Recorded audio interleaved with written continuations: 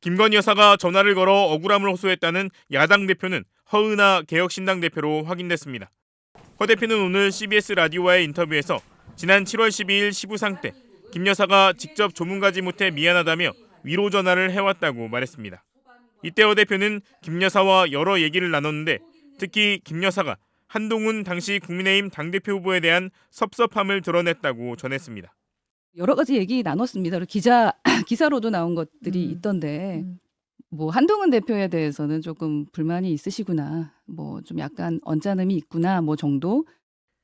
당시는 한동훈 후보와 김 여사 간 이른바 문자 일심 논란이 불거지며 양측의 갈등 관계가 노출된 상황이었습니다. 허 대표는 또 김 여사가 자신에게 만남을 제안했지만 거절했다고 말했습니다. 예, 만났으면 좋겠다. 만나서 이것저것 얘기 좀 해보자라는 얘기를 하셨는데 죄송하지만 어렵겠다라고 하면서 거절했습니다. 허 대표는 제가 왜 국민의힘에서 나왔는지에 대해 누구나 다 잘 알 것이라며 저도 정치인인데 정무적 판단을 하지 않을 수 없었다고 설명했습니다. 통화한 것만으로도 화제가 되는데 김 여사를 만나는 것 자체가 큰 메시지일 뿐 아니라 오해를 낳을 수 있었다는 겁니다.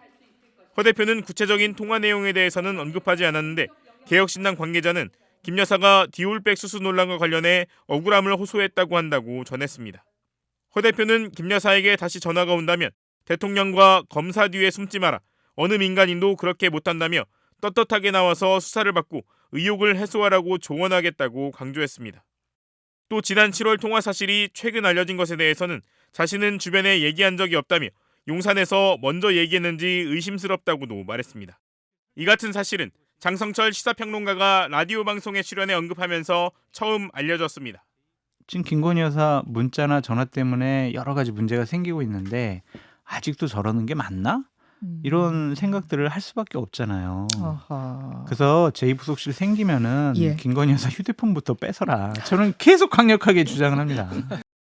이와 관련해 조국혁신당 조국 대표는 자신의 SNS에 대통령 부인이 야당 대표에게 전화한 것 자체가 황당무계한 일이라며 대통령실 비서진들이 김 여사를 전혀 통제하지 못하고 있다는 반증이라고 비판했습니다.